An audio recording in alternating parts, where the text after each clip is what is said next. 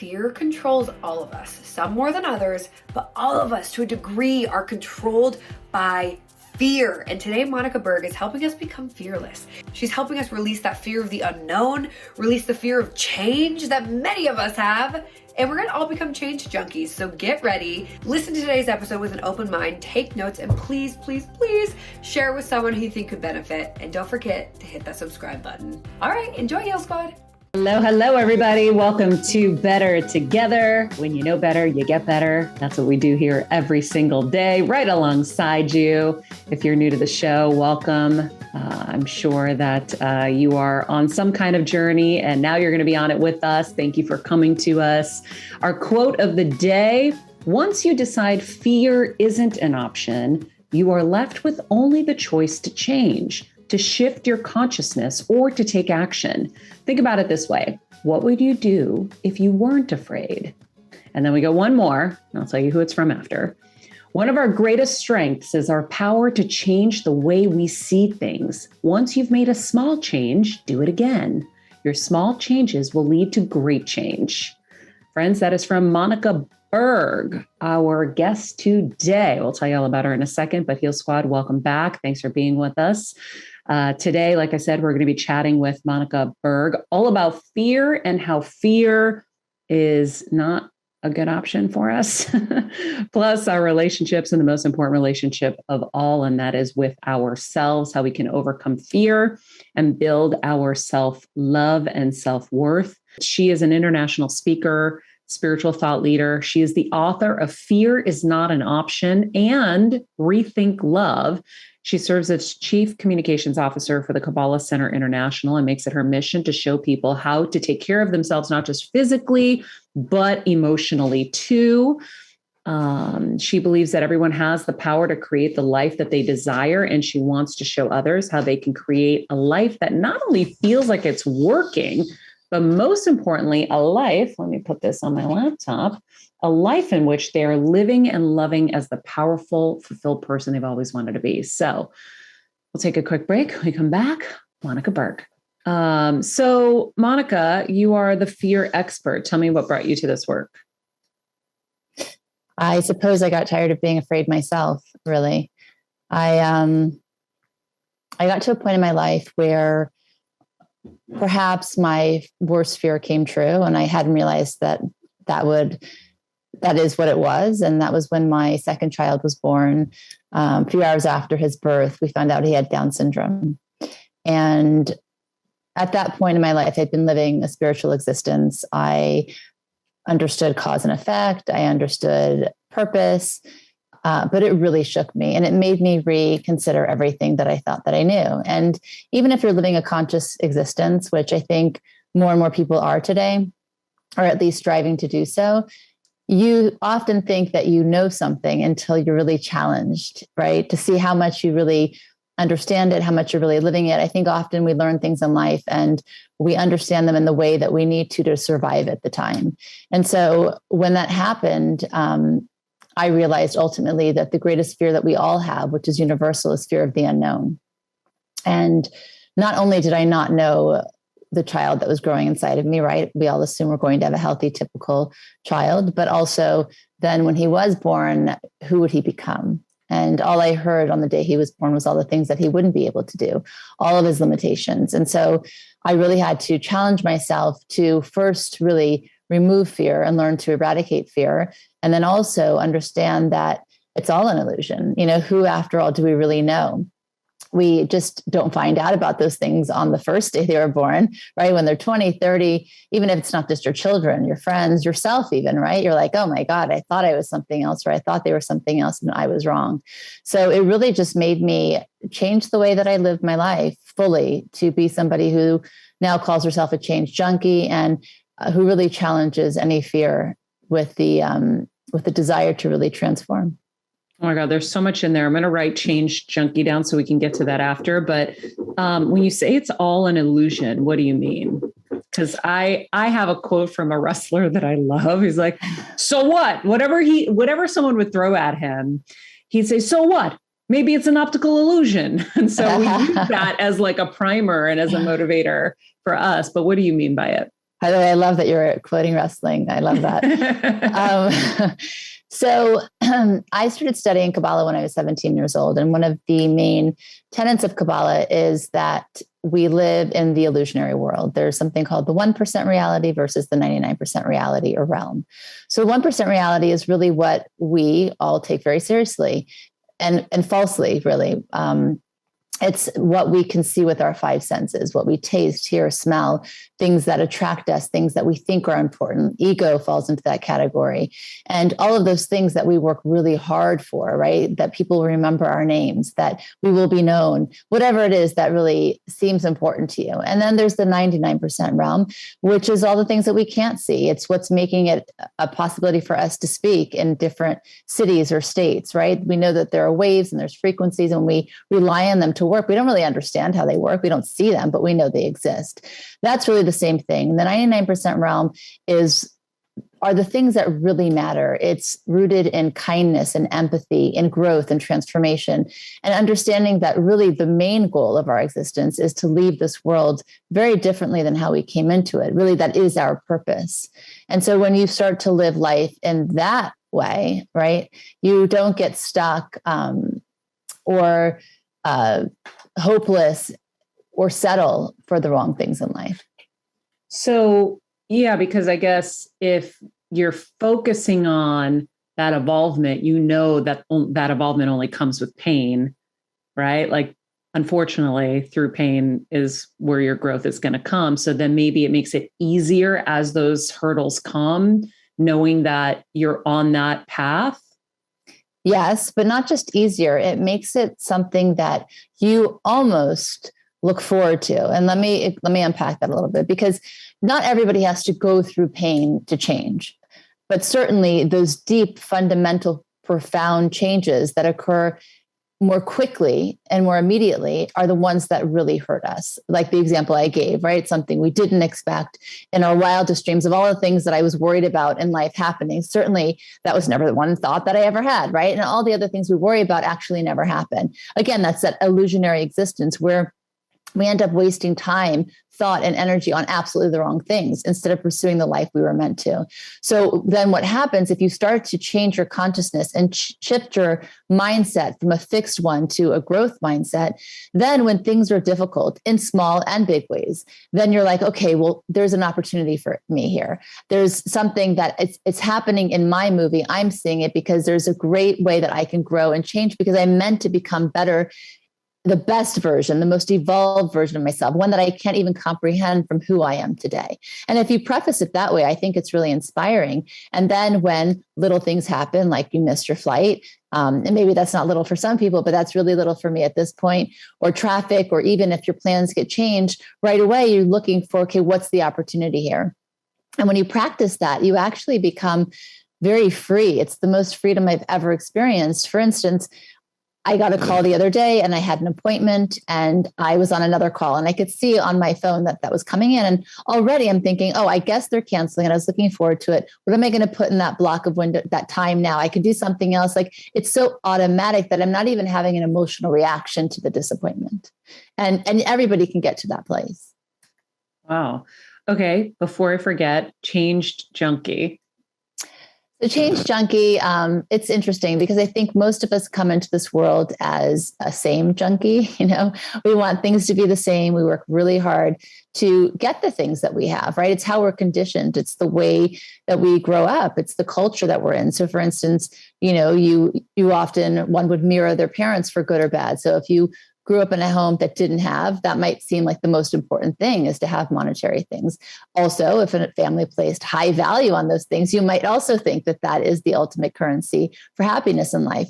But in reality, you know, it's really a life of curiosity and self-exploration. It's about understanding that you are meant to go to places you cannot even comprehend or imagine. So if you see it that way, then you wake up in the morning with a plan, you have goals, but then when they don't happen, then you realize, right? Let's say it's a big goal. Well, maybe that wasn't supposed to be the outcome, but everything I learned in the process is really the purpose.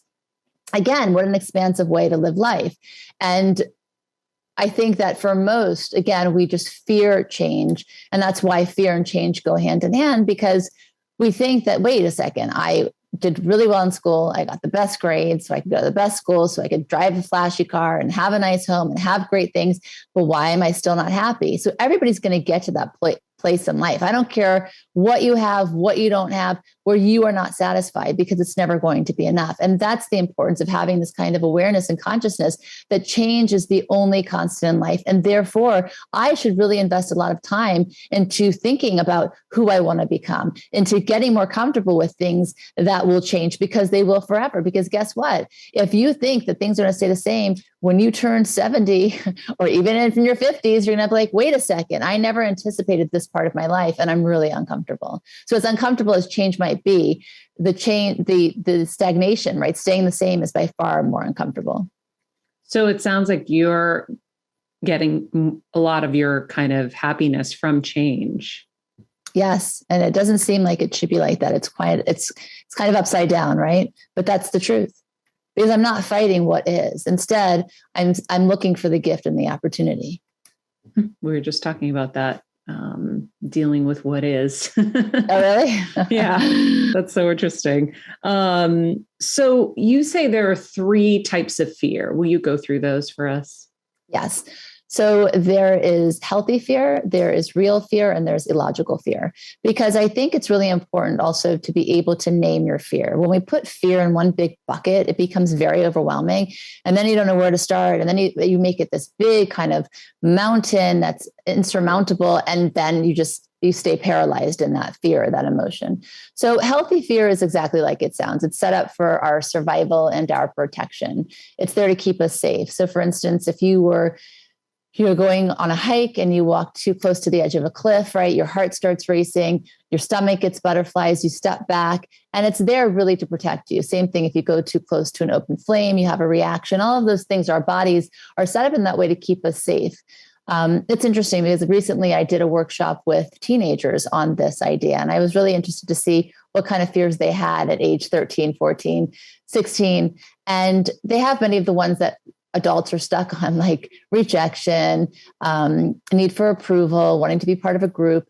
But it makes sense because it goes back to ancestral times where if we really, for instance, were, on our own, we would die because we needed to be with a group to survive. So the idea and the fear of feeling ostracized makes sense, right? But you have to know that in today, we're just running on very old software. We can survive on our own. We need to be with people. Obviously, for loneliness, it's not very healthy. But again, those fears that come up for us are rooted in that. And my 9-year-old daughter was at that workshop and she said, I have a question. If we never knew the word fear, would we be afraid? Which I thought was pretty profound. And it goes back to that again. Yes, DNA, ancestral things, for sure we would. So healthy fear, I'm okay with, right? It's there to protect us. And that's kind of connected to intuition, which we can go into in a minute. Then there's real fear. Real fear is based in reality. It's being afraid of things like death or illness or losing our loved ones. These are things that happen, right? But even with that fear, we can use it as a motivator for change. So if that's the case, let's say if we're afraid of illness, we can make sure we live a healthier lifestyle where we eat well, we sleep enough, we exercise, we get blood work done yearly, whatever that looks like for you. Or even if we are afraid of losing our parents, spend the time really enjoying them, telling them you love them instead of complaining or, doing things begrudgingly, like really just to be there and be present. So with real fear, I'm okay with that too, as long as you understand how to use that energy in a way that is supportive. And then there's illogical fear. And this is where most of us are. 99% of our fears are illogical. It's the things that keep us paralyzed, that stop us from writing the book we want, that stop us from public speaking or saying our dreams outside or really exploring them. It's fear of failure. It's fear of spiders and elevators and snakes. I mean, fill in the blank. That's the fear that we can eradicate because that does not serve us. That is there to really keep us small and stop us from really changing and growing in the way we're meant to. Keep us small. Kelsey, what were we just talking about yesterday? Literally that. Oh my God. Crazy. I'm a psychic too. That's very funny. I love wild. Synchronistic. Yeah. So I think a lot of us suffer with that. How do you get out of it? So there's many tools. I think first you have to have the desire not to want to be in that place anymore. I think a lot of people go through life and they think that some are lucky and I'm unlucky. And you have to understand, and like all of those illusions, right? Those kinds of negative belief systems, the only thing that keeps you from seeing all the opportunities in front of you is fear. So obviously you're going to feel unlucky because you simply cannot see what's right in front of you. There's been many tests of, they'd have a gorilla run in the room, a man dressed in a gorilla suit, and they asked them to focus on something else. And they were so focused on counting how many signs there were in the room, they didn't even see the gorilla come in the middle of the screen. And it just gives another example of the illusionary world we live in. We simply cannot see when our mind is preoccupied with something else. So that's the first thing. Which is why I hate multitasking. I know. And, I'm working on a third book, and I'm really kind of struggling. I have a lot more responsibility, and I'm kind of understanding now where I'm feeling like, well, I don't feel as efficient as I was, but I'm like, wait a second, you're doing 1,000 more things than you were. And I'm also not wanting to do those things. So I'm like in the middle of this, but that's a whole different other topic. Mm-hmm. It's cleanup time. I swear. So I'm in the middle of that, but the first thing again, I think is that, and then to name your fear, right? If you're able to give a name to it, then it's not that scary, because it's not, again, somewhere out there in the unknown. And I'm afraid of everything because you're just reacting to a feeling, right? To your stomach, your heart racing, whatever the case may be. So it's really to identify it. I think also another tool is to create a fear mantra. So instead of, or rather an anti-fear mantra, instead of, let's say you were afraid of public speaking, instead of the thing in your mind over and over again is that people are going to think I'm a fraud, or they're going to think I'm stupid, or they're not going to understand me, or I'm going to make a fool of myself, right? We're very good at the negative dialogue that we have. Instead, the anti-fear mantra would be, I really believe in what I'm going to say. I have a strong desire to put myself out there in the universe. It's going to be great. And even if I reach one person, that's a first step, right? It's to get our place, our state to being not rooted in all of the negative and the fear and the what ifs, but rather, what is it that I want it to be? That's funny. I just did a whole episode about kind of standing in your power and how I got my confidence from my intention when I spoke recently in public, and it changed the entire game for me. And it was like mind-blowing how the results. So I think those are great tools. I wonder if you could explain naming your fear a little bit more, because am I naming an individual fear, and how am I naming it? What does that process actually look like? Well, you can give me an example of a fear you have if you want. I think that, again, I think people are just afraid of the unknown, right? Will this happen to me? And it's usually the things that we're most terrified of. So I think instead of living in the past, right, we're afraid of something that had happened to us or something that we saw happen to somebody in our family, living in that space. And instead of living in the future, well, what if this happens? What if it doesn't happen? To really take yourself to the place of the present. Where am I right now in this moment? What is within my control, right? There's many things we cannot control or influence at all. The one thing that you can is your perspective. It's how you view things. It's how you see your life. And I think that people underestimate that power. A thought is just a thought, and you can change that thought at any time, but you must be willing to see it. So if you have a fear of, let's say kids being born sick. Okay. Right. So I never had that fear. And that is ultimately what happened. I think that you need to get to a place where, again, in my life, there will be many things that I can control and many that I cannot. And that would be one of them. So you have to look at your life as a whole. Out of all of the things that I can do, right, with this child being born in the way they were, living a life of fear, right? And I remember when Josh, that's my second son, I was like, what's going to happen when he goes through puberty? Who's going to help him? Because I had a fear of schizophrenia. My uncle became schizophrenic when I was 8. It seemed like it was overnight. I thought it was contagious. I used to hold my breath when I walked by him. And then for the rest of my life, until I wrote my book, when I would walk by homeless people who were speaking to themselves, even if I was on a long distance run and like deep into it, like in the 18th mile, I would hold my breath then. Like fear had a hold on me so tightly. And it does that for most of us, for all of us really, unless you challenge it. So when Josh was born, I remember thinking of all the things that he had to have. Why his mind, right? Because that was what I was afraid of, that I wouldn't be able to connect to him, that I wouldn't understand him. And I also had shame that he came from my body. And I'm speaking completely transparently because I was able to change all of that. When I caught all those thoughts, I thought, wait a second, as spiritual as you think you are, this is not the person that you want to be. And this isn't enough for you. I was shocked that that's where I had gone to in my mind. So I had to really reprogram the way that I thought and really love myself even more deeply. And I don't ever feel shame or guilt or blame now. These are emotions that are never in my reality ever. So everything's possible, but you have to be willing to know, you have to believe that that's the truth. And then you need to be able to challenge your perspective. And there's questions you can ask yourself, like, how can I shift where I'm at for me to see that, to not be a victim, and to see it as an opportunity. You have to have this dialogue with yourself where you really become your best friend. You're like an investigator at the same time to really delve deep into why you're reacting the way you do to certain things. So did you name your schizophrenia fear? Well, ultimately what I understood with my big ones were, the first one was schizophrenia, right? That was the first time I really was just terrified, really. And nobody explained it to me, none of the adults. And by the way, as an adult now, I can tell you it wouldn't make me feel better because, there's pre-genetic disposition. I feel like, oh my God, it would have still scared me in different ways.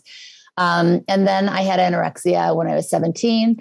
And again, terrified. I was afraid of never being happy, of never finding love, of never loving myself. But ultimately, in all those fears, and then even with Josh, it's all come down to the fear of the unknown. What if this bad thing happens and I don't know what to do and I can't survive or I can't overcome it? That's really what fear is. I mean, you can think about any fear you have. What's the ultimate outcome we're afraid of is I will be alone, I will be sad, I will be hopeless and helpless. Mm-hmm. And none of that is true unless you let it be. So fear, honestly, like any emotion, especially any negative emotion, is there to make us aware of something we need to pay attention to. It's there as a tool, and it's ultimately a gift. The problem is we give it too much energy. When a person's angry, they think, oh, I'm an angry person. I need anger management courses. Or I'm sad. I need to go on antidepressants right away. And of course, there's a time and place for everything. I'm not saying for somebody who really has a severe diagnosis of anything, but for the most part, we can really challenge ourselves and say, okay, I'm not any of those things. I'm feeling those emotions. I'm not going to become the emotion. What is my opportunity here? What is my option? And that's why I named the book Fear is Not an Option, because if fear is no longer an option, you're going to ask yourself, what is? Wow. So when Josh was born, was that did you know before that he was going to be born that way? No. So it was a surprise. It was a shock. Yes.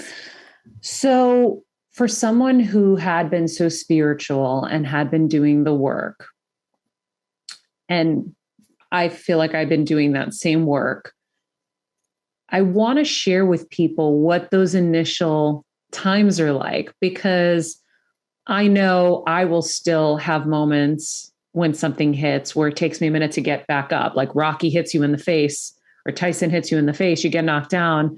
Might take a minute to get back up and get back into your flow. What was that like for you? And how long did it take you to kind of find your way back? Or did you not? I don't know. Well, I love the question because I think that when you get knocked down, the idea is to get yourself back up, but to get yourself back up in a different way. I don't think that Rocky or Tyson would do the same exact move again because they had learned something from it, right? And they learned it because, wow, I didn't see that coming. I didn't think that doing this would lead to that outcome. Now, I didn't do anything to have a child with a disability. But what I understood is that I am forever changed by this moment. And what my free will is, what my option is in that moment, is to decide how I'm going to be changed. And that's the powerful idea there. And that's what everybody can come to. So first, understand that you will forever be changed by a life quake. Any life quake you go through, big or small, a change is going to occur. Your life will never be the same from anything, right? Even if you run into something so mundane, you run into somebody in the street and you have a small exchange and you have a thought that you didn't have before. We're changed all the time by different experiences. So in understanding that, I decided that I wasn't going to be a person that felt helpless and hopeless and like a victim.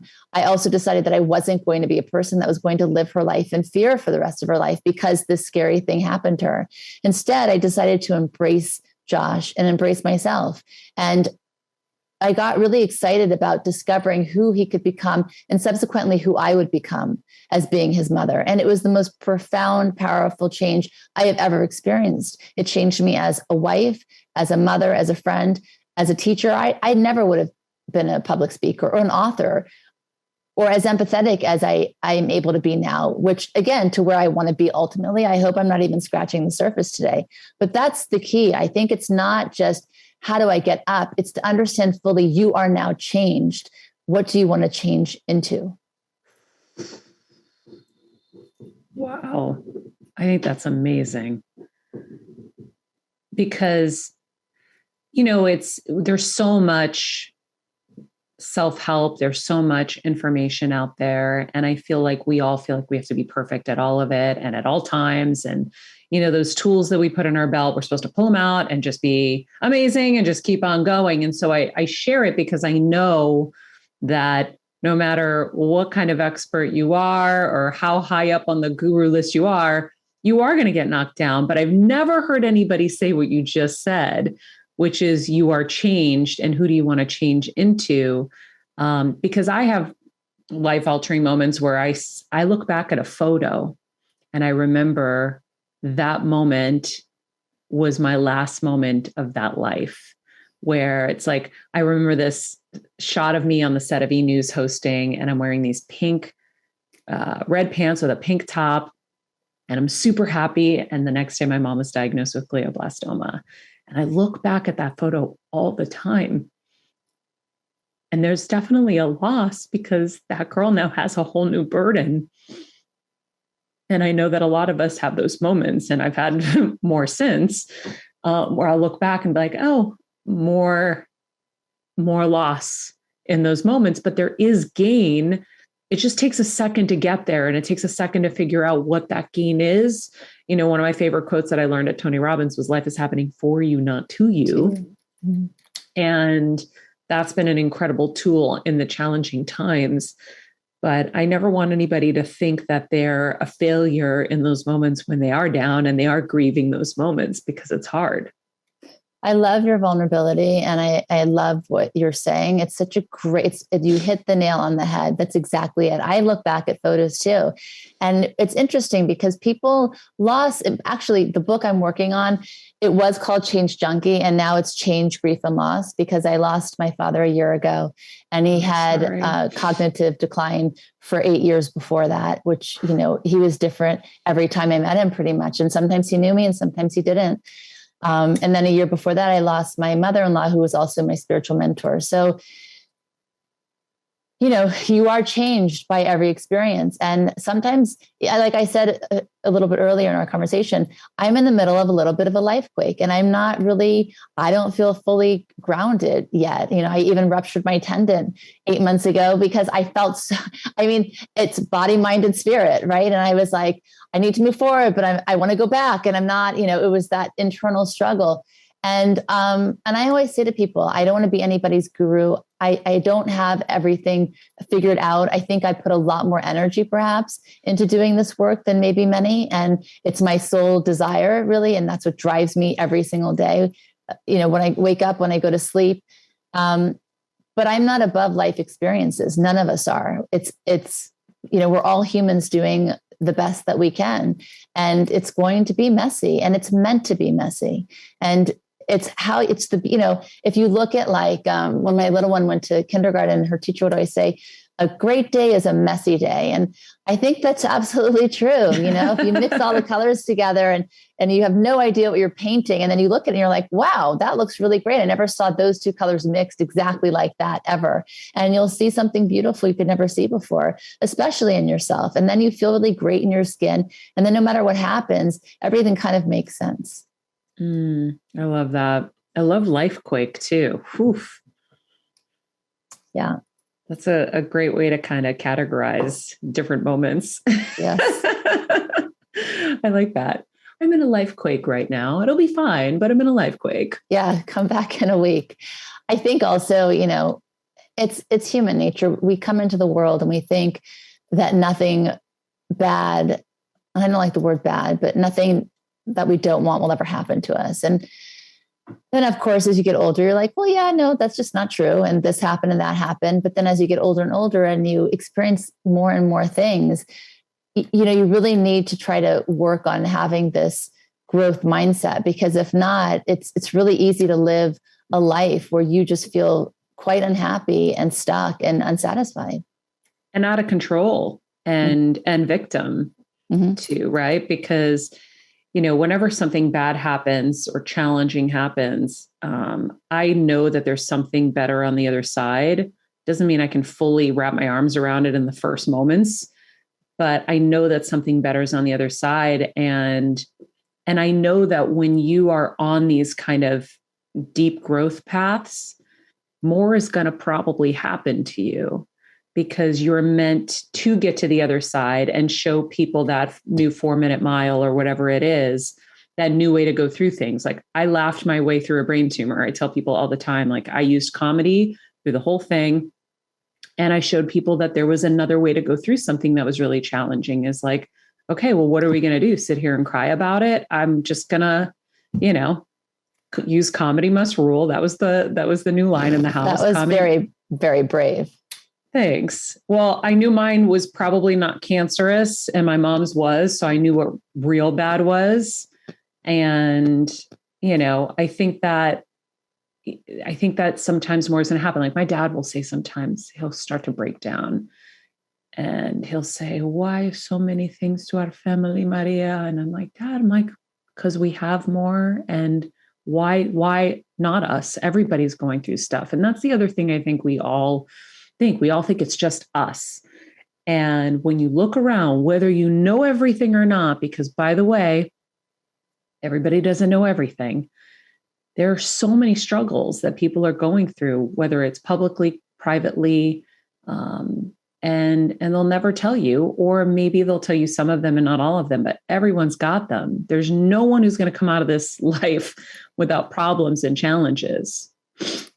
Absolutely. And that's why I speak so candidly, and it sounds like you do as well, about the things that have happened to me and vulnerably. And people are like, I can't believe you said that. I'm like, me sharing that didn't actually, I felt didn't change anything for me, because I went through it and I understood something from it. And I want to help people give themselves permission to be able to do that for themselves also. So for me to share anything really that's very deep and personal is like telling you I have brown hair. It's not, I understand the bigger reason for it. And I think to your point, we're more similar than we are different. And instead we just focus on the differences. And what a shame really, because we have so much that we can offer one another and learn from each other.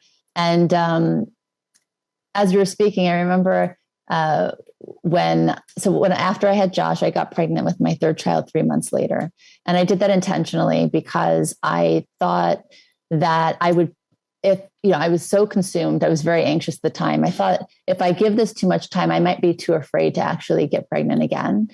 Or my body will just get that feedback anyway, even if I try, and it just won't happen. Right. So I dove straight into it. And I thought, I want to change my OBGYN. My doctor was amazing, but it was very fresh. Right. And I didn't like the way he handled it, like in the days after, but it wasn't his fault. And he was a really great doctor. But I thought, okay, let me just shop around a bit. So I went to 3 different doctors. One was so old, I wasn't sure he'd still be alive by the time I gave birth. The second one smelled of like anchovies. I couldn't even stand the appointment. I was like, absolutely not. And then the third was the most entertaining at my expense. So I walk into her office and she has frog figurines all over her office, like on the shelf, on her coat, on her desk, like everywhere, like hundreds staring at me. Right. And I go on to tell her about my history and, that I have 2 children already. I'm pregnant with my third, and I just given birth, and Josh, and the whole thing. And she looks at me, and my husband was sitting next to me, and she says, "You with your shit luck, no more baby for you." And I look at her and I'm like, thinking, wait, she doesn't understand maybe that I am actually pregnant already, right? So I said, no, I'm pregnant, baby. I'm pregnant already. Be nice. And she's like, no more baby for you. I was like, I cannot. My husband left he was laughing so hard. He just like literally walked out of the office. And I'm just standing there like stunned, really. And I ended up going back to my other doctor. But I think that she meant it. Oh, she absolutely meant it. I don't know what she wanted me to do, but yeah, she did, because she believed in this idea of lucky versus unlucky. And to your point with your father, like, that's not that you're unlucky or why is this happening? It's that things are going to happen in life, and it's our responsibility and our choice really to say, okay, how can I derive some kind of purpose, some kind of meaning from this?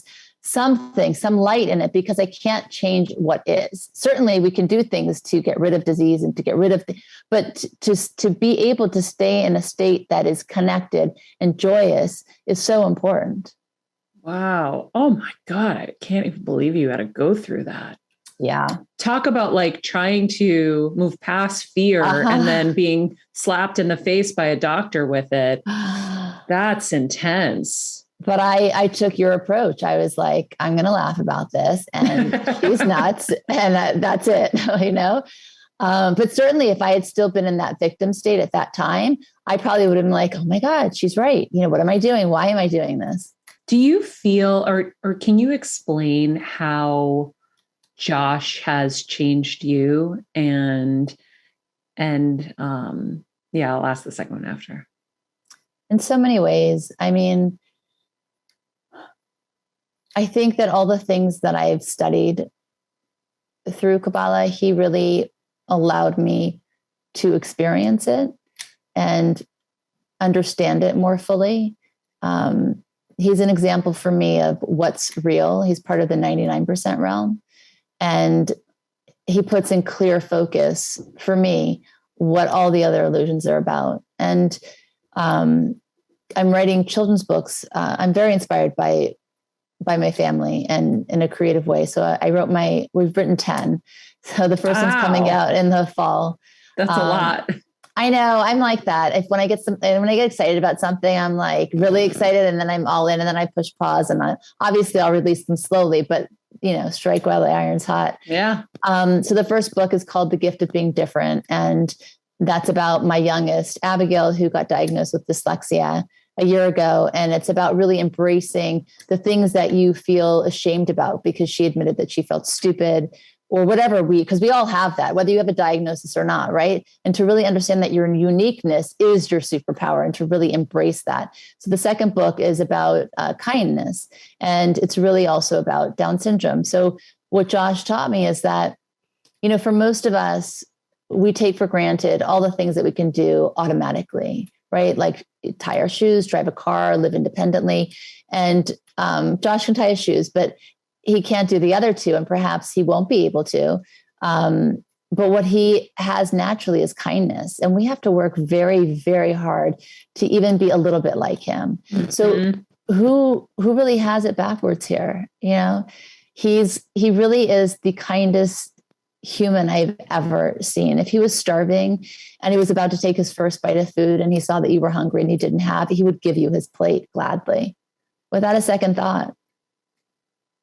So pure. I stumbled upon a little restaurant here in Connecticut. It's called the Victorian, and they Where hire in Connecticut? people. I think it was called Plainfield, Connecticut, actually. And it's part of a 501c3, and they hire people with different kinds of disabilities. Beautiful. And it was the most beautiful experience. And it was just like, I was just filled with like pureness everywhere, serving the food, coming up to say, hello, how are you doing? And of course the food was amazing too, to boot, which is like, oh, okay.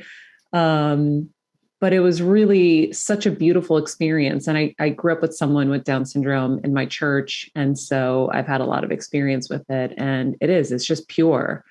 They're pure. And so he's a reminder for me every day of like, his day, it would be, he'd have a fulfilling day if he just made somebody feel good in that day, or just, good morning, giving a hug, like in the simplicity, in the most beautiful way. Like those are all the things that we have to remind ourselves to do. We're mostly ruled by ego in and out of every single day. And so I think that's the biggest gift that he gives me daily. But bigger than that, in a big picture way, it's like he put an imprint on me that really did change me. I don't think that I'd be living the life the way that I am if I had not had him. I know my marriage wouldn't have been what it is. We're going on 25 years in August if we didn't have Josh. But we chose that because if you look at statistics, most families who have a child with special needs end up in divorce because it's too much pressure. For us, it broke down any barrier that we had. We were vulnerable in a way that we never would have been able to if we had not had that shared experience. He's also been such a gift to his siblings. They didn't know that he had Down syndrome until they discovered it for themselves, because we didn't raise him any differently. We never treated him like he was different. And I remember when my oldest was about 10, he's an Aquarius, so he's kind of flighty anyway, but he was like, why is Josh different? And, how come he can't do this or that? And I did preface it with, and I do believe this, that, you're better at, riding a bike and he's better at basketball, and everybody's great at different things, but Josh also has an extra chromosome. So we talked about that, and they were surprised and shocked, and then they were like, okay. And that was that. Yeah. Wow. That's really amazing. I love that it brought you guys closer together. And you're now able to do so much with it. Like those children's books will help so much and so many people. That's so neat. And do you still have any, I know you said it doesn't live in you anymore, but does it ever sprout up a little fear about his future? No, about Josh, never. Wow. I'm still human, so there will be fears. But what I do is I challenge them immediately, because when you don't do that, you tend to wear them, and then you wear another one, and before you know it, you have this big load of heaviness walking around with you through all of your days. So whenever I'm afraid of something, anything, like we went skiing, I'm an okay skier. I don't ski enough to really ever get that comfortable, but I'm a pretty good skier. So I take lessons every time, because I actually love to exercise, and I love exercising daily more than I do skiing. So I'm like, I'm not going to get injured here. But I remember the last time I went, on the last day, we went on a higher mountain and a more difficult run. And I was scared, and I fell a little bit, and then I recovered. And when we got down, he's like, okay, great. It was the end of the trip, right? He's like, it was really nice meeting you. And I'm like, no, let's go do it again. He said, what? And I said, no, let's go do it again. He said, I've never had anybody at your level who did this want to do that again. And I said, well, if I don't, then I'm going to be afraid next time. So it's about that. I think, seeing my father and my mother-in-law, I was there when they passed, and I helped them in many ways. And I was really strong.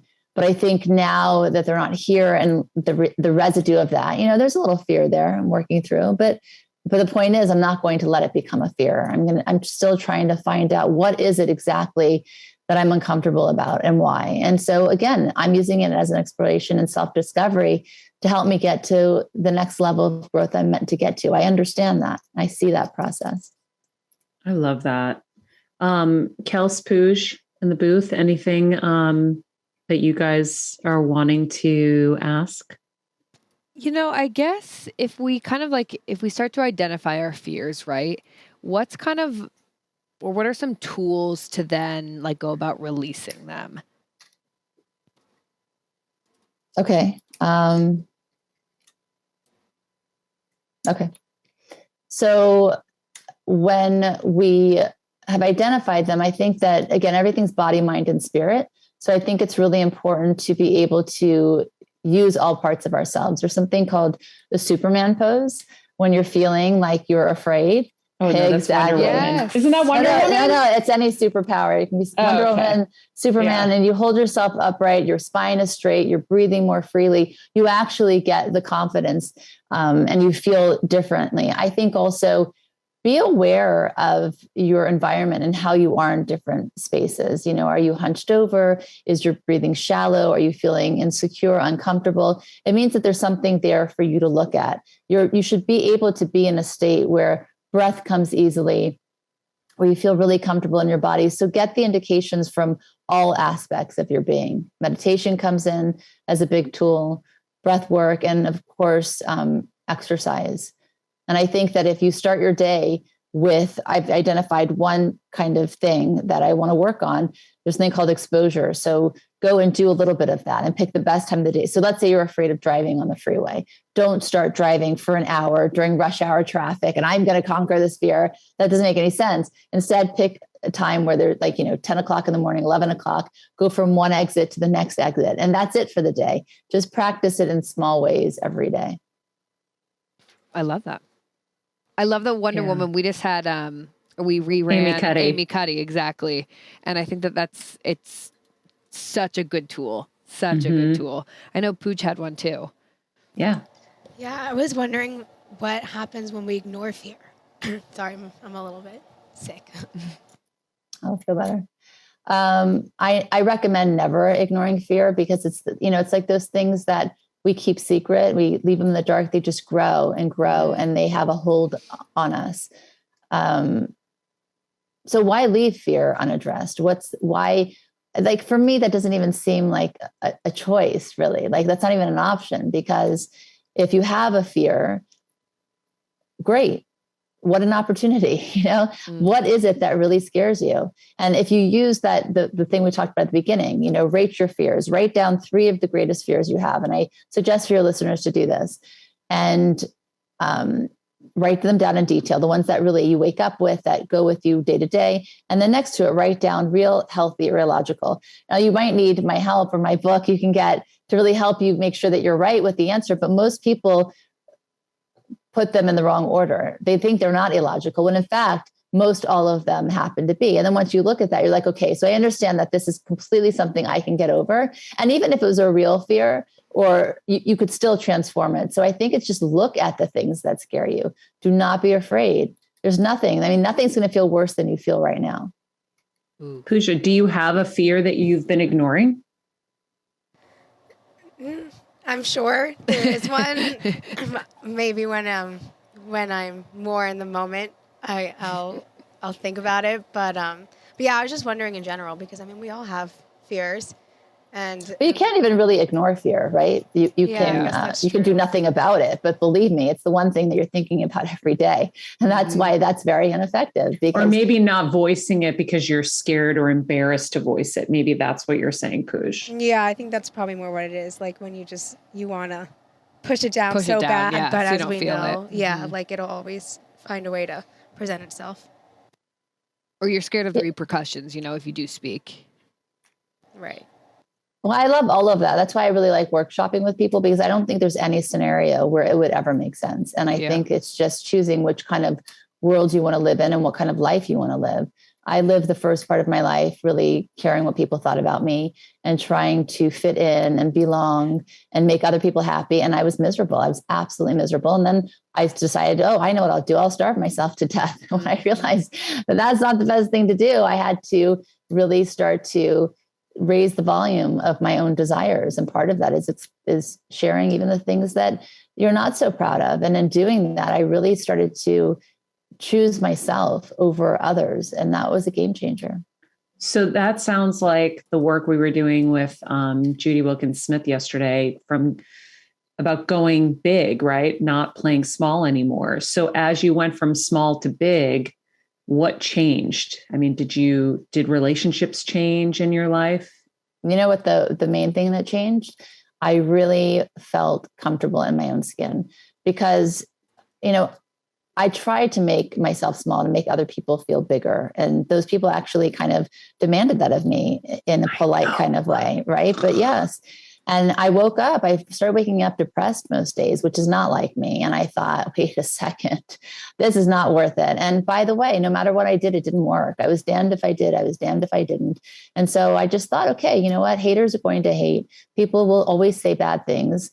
when you're trying to affect change in your life and others and do great things, you're going to have more people paying attention to you, criticizing you, and it just goes with the territory. So I realized it was an impossibility to be perfect and to try to please. And I just decided I'm not living my life anymore like that. I chose me. And in choosing me, it was just, a freedom. Again, all of this stuff came along with it. And change, there's great power, freedom, flexibility, fearlessness, sisterhood. By the way, when you choose you become a kinder person. You actually become a sister to many other people because you want that for them. It just changes everything. It's living an authentic life. Yeah, I think a lot of us are afraid it'll be lonelier. And it was funny because between my husband and even Judy yesterday, like, no, more people want to be around you because you are really living your authentic self. Trying to cover it and hide it and mask it and, shape shift for everybody around you isn't you being really you. No, it's you being them. How boring is that, right? Oh my God, I'm so over it.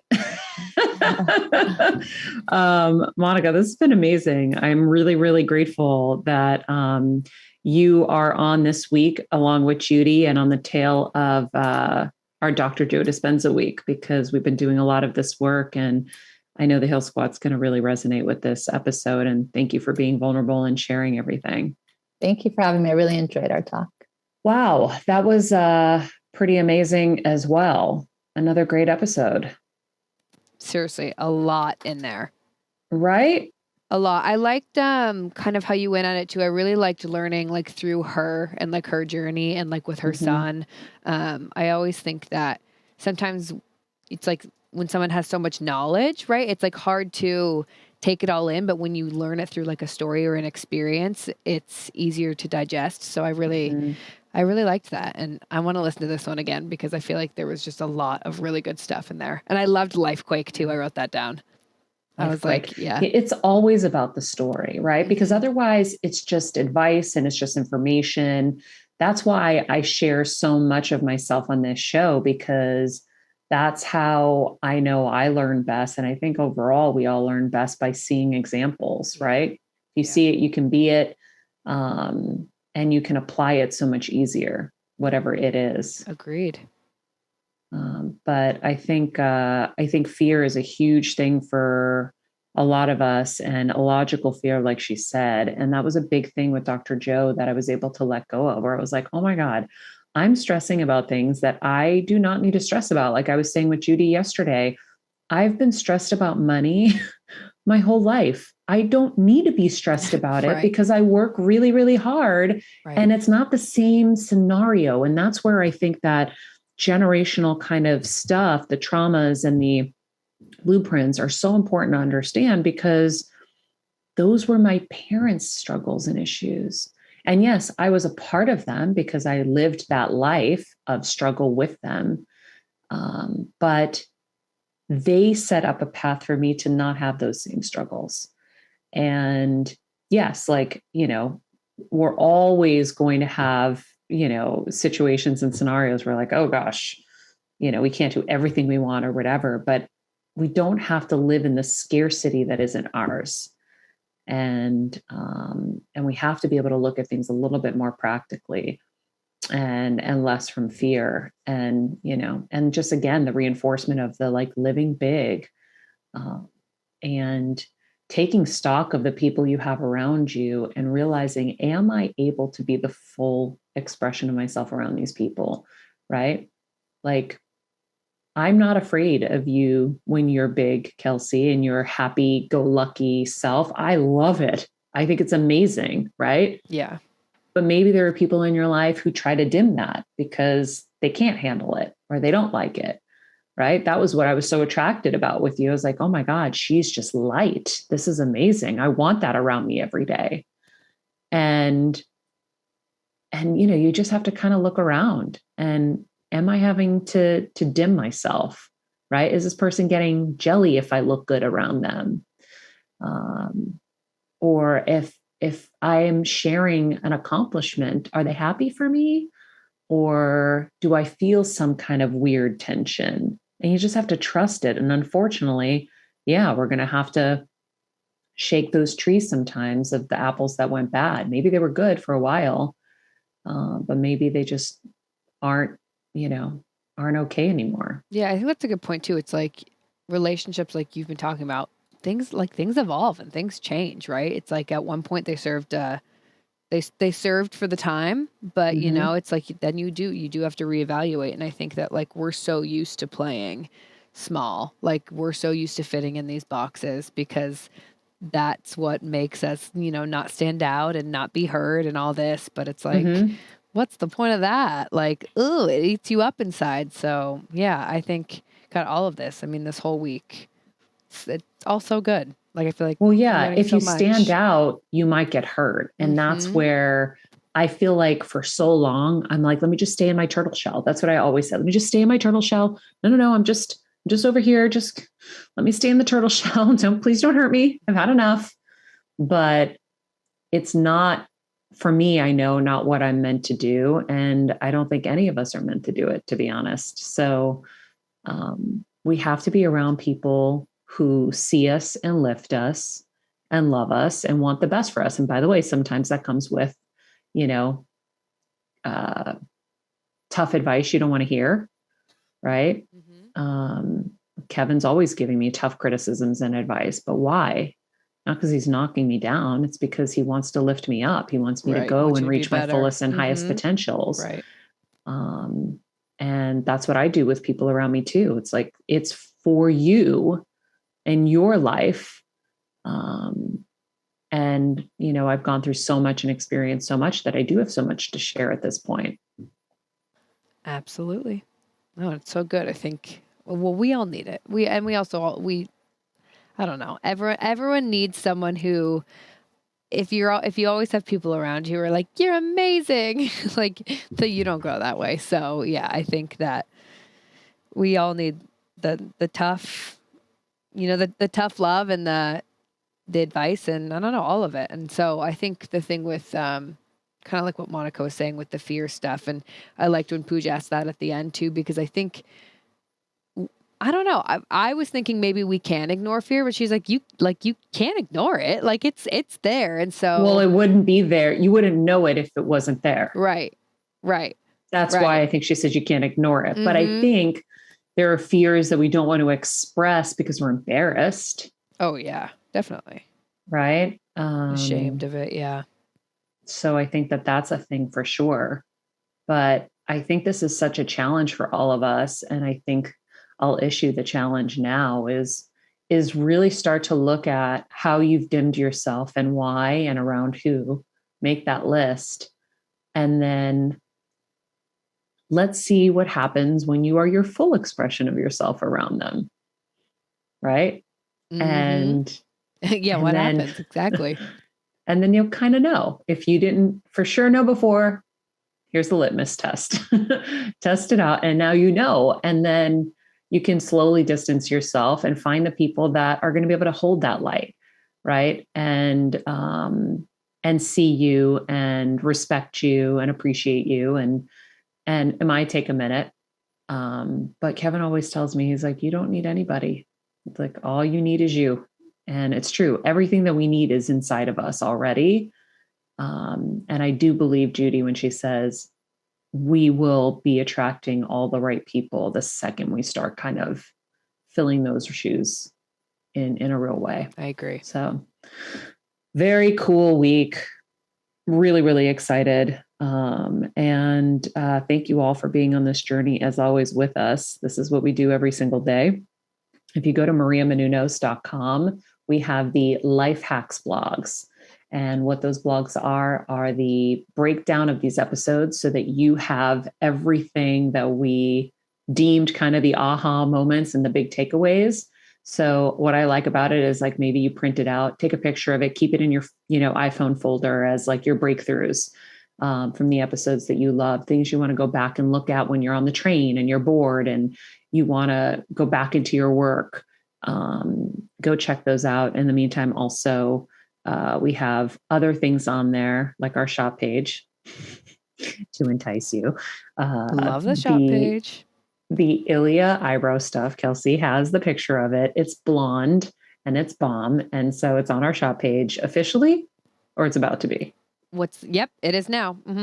The tinted brows. Yep.